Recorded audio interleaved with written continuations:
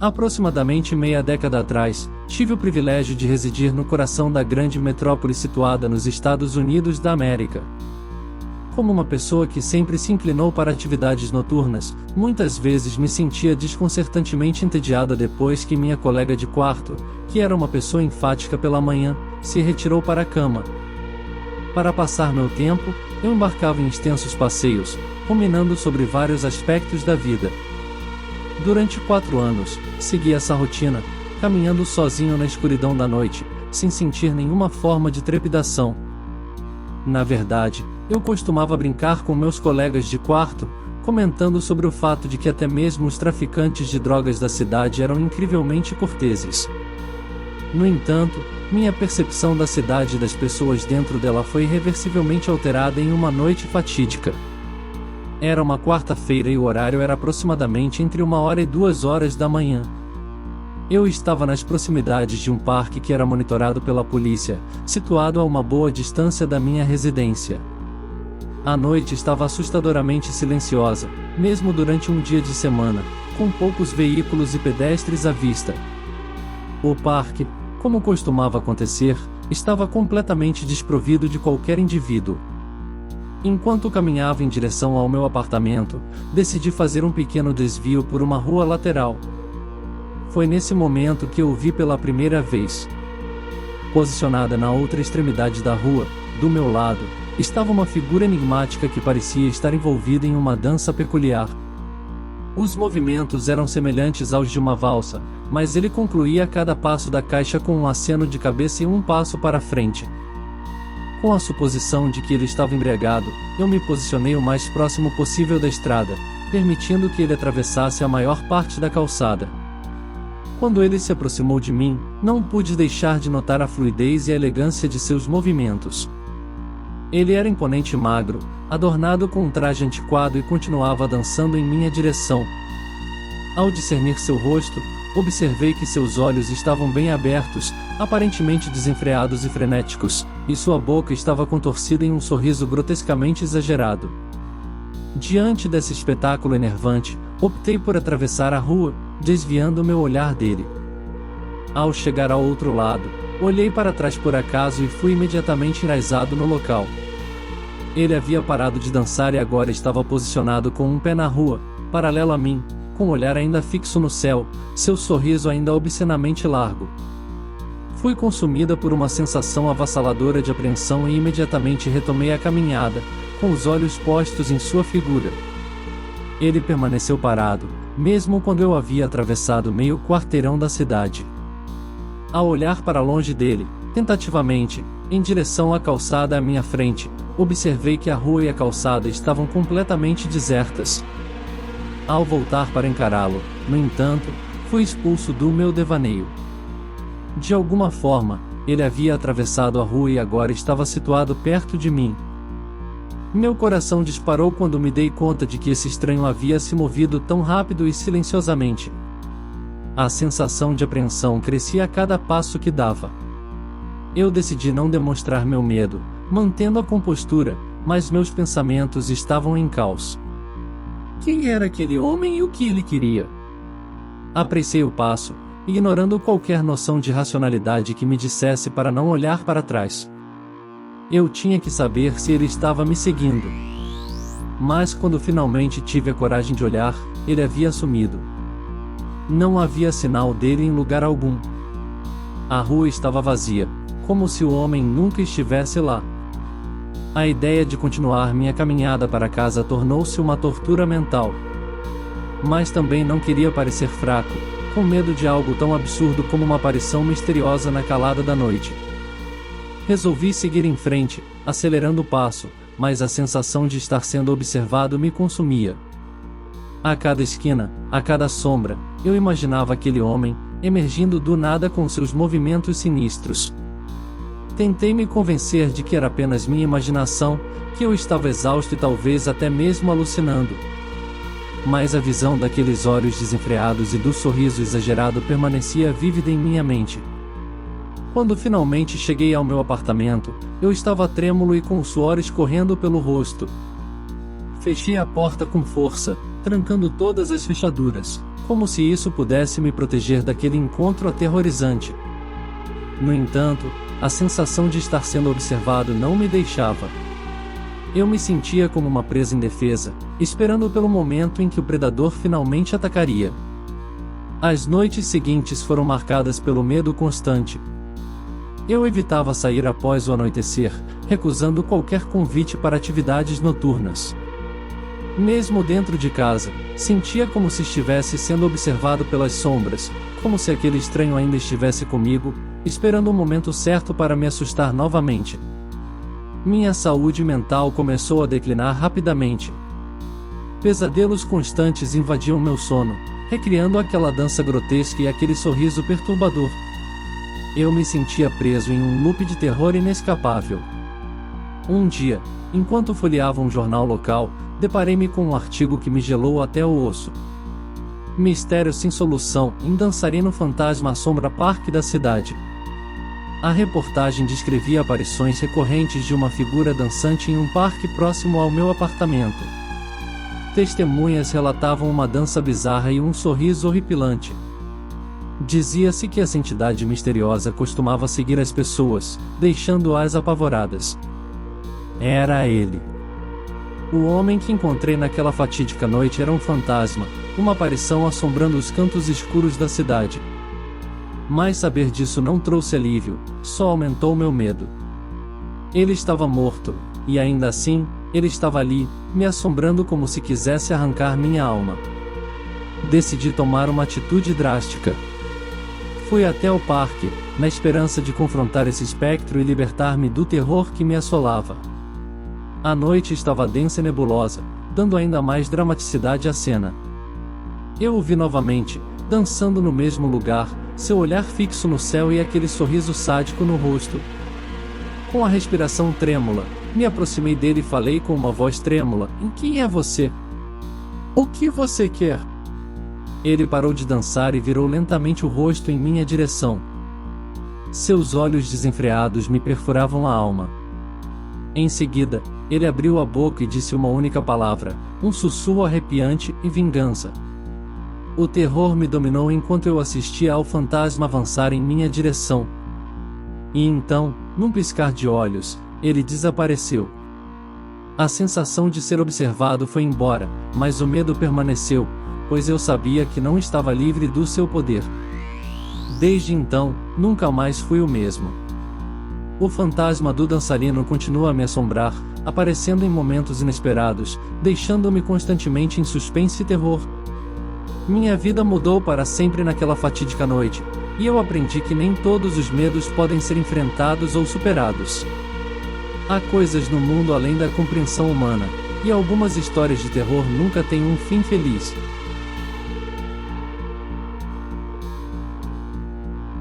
Em meados dos anos 80, foi um grande prazer observar a ética de trabalho diligente de minha amada mãe enquanto morava na Austrália. Ela humildemente prestava seus serviços de limpeza a várias famílias em áreas suburbanas, e ocasionalmente, estendia seus serviços às regiões rurais ou vinícolas. Sua reputação altamente estimada a precedeu, pois ela deixou seus cartões de visita em lojas locais e conquistou a maior parte de seus negócios por meio de referências e boca a boca. Um dia fatídico, uma mulher que parecia ter uma idade venerável estendeu a mão para minha mãe, solicitando seus serviços para limpar sua antiga casa de fazenda. Apesar do fato de a mulher ter feito várias exigências peculiares, minha mãe estava disposta a acomodá-la, pois ela era claramente abastada, e estava se oferecendo para compensar minha mãe em uma quantia substancialmente maior do que ela normalmente esperava. Minha mãe chegou em casa na segunda-feira de manhã e, imediatamente, sentiu uma sensação inquietante ao observar a longa entrada que levava à casa, situada no meio de uma propriedade vasta e desolada. Ao localizar as chaves, ela começou suas tarefas de limpeza. Depois de aproximadamente 1 hora de limpeza, ela ouviu a porta traseira se fechar, o que foi surpreendente, pois ela foi informada de que ninguém estaria presente na casa. Essa ocorrência repentina a fez-se sentir vulnerável e inquieta.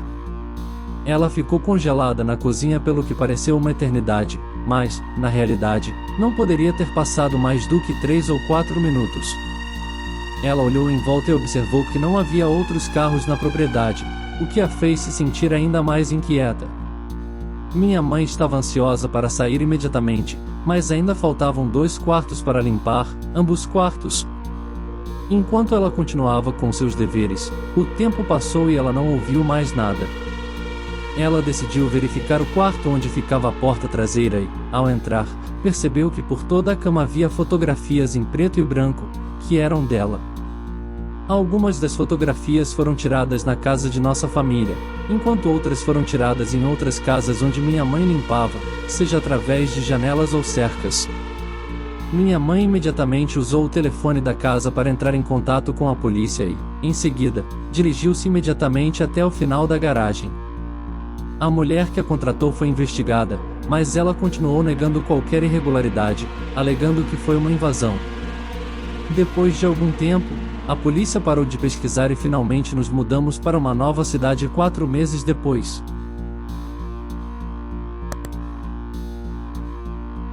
Nossa, amigo, essa foi uma das experiências mais aterrorizantes e perturbadoras que vivi até hoje.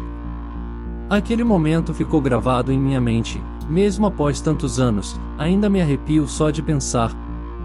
Naquela noite sombria, após assistirmos a filmes de terror, a ideia de explorar aquele bloco de casas abandonadas nos pareceu emocionante, mas também assustadora.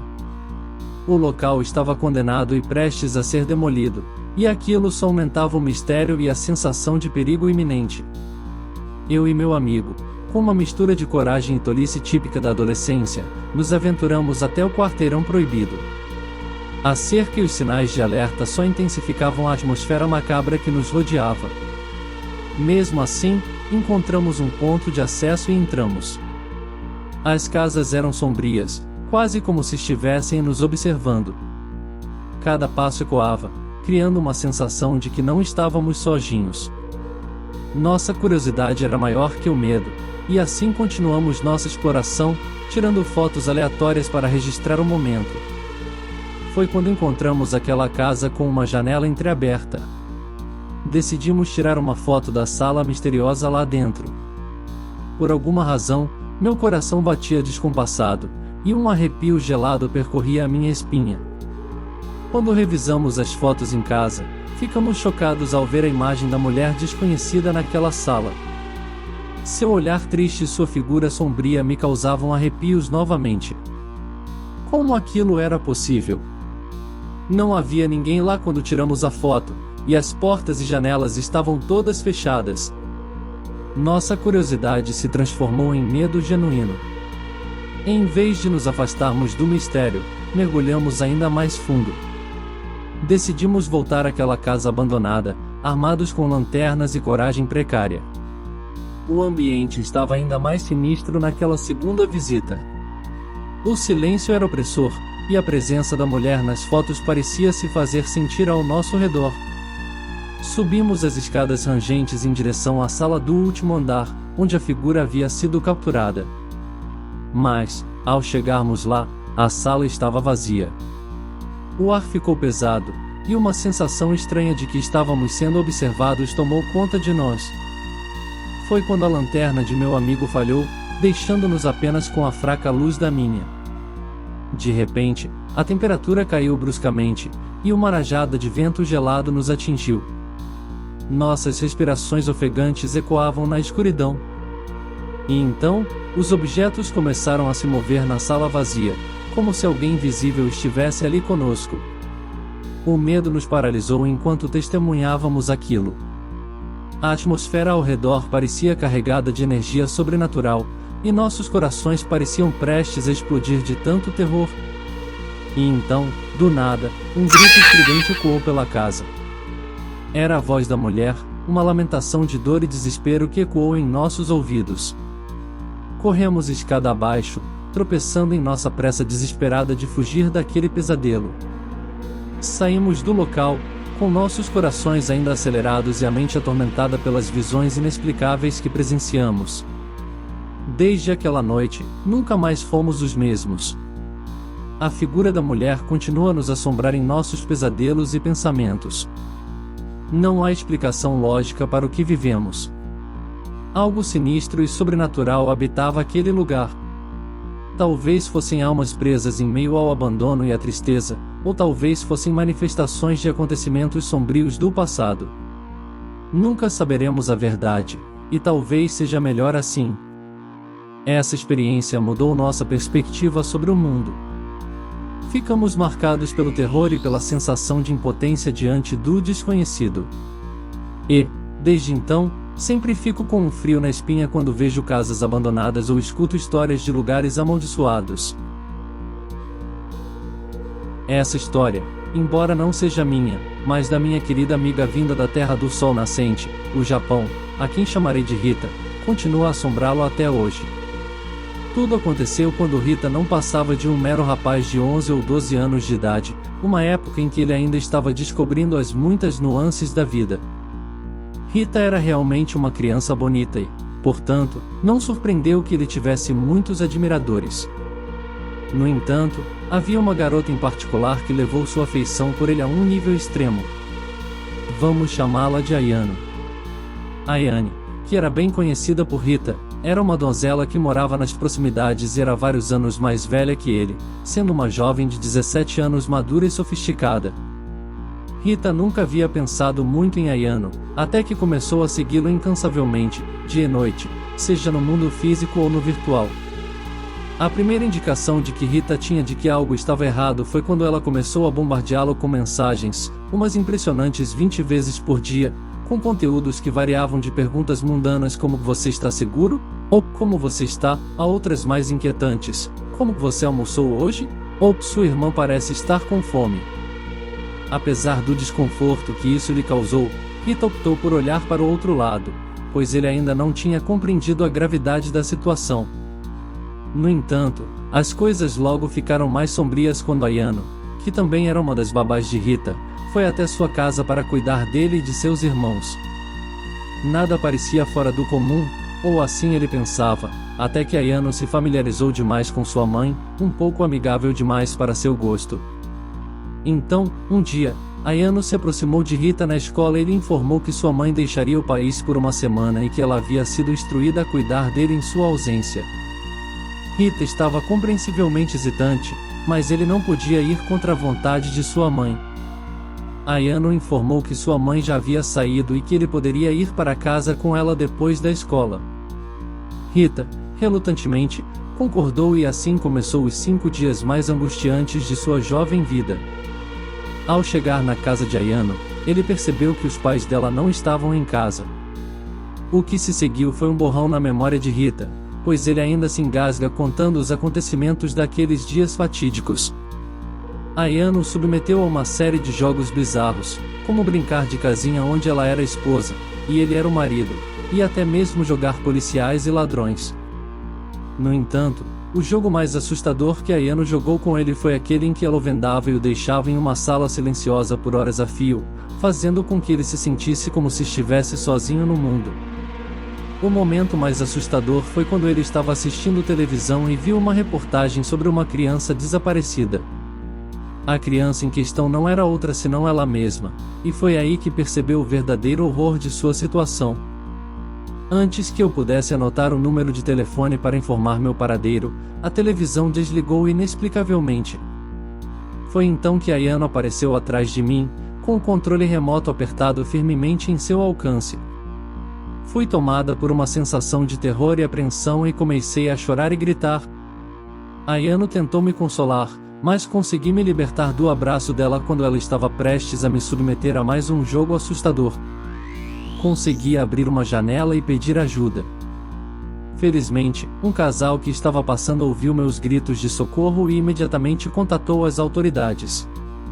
Em pouco tempo, a polícia chegou e me descobriu trancada dentro do quarto de Ayano. Eu estava com os olhos vendados e minhas mãos estavam amarradas. Devido ao meu status de menor de idade, as autoridades tomaram medidas rápidas para garantir minha segurança. Quanto a Ayano, continuo incerto quanto ao destino dela. Tenho apenas uma vaga lembrança da polícia que a levou sob custódia.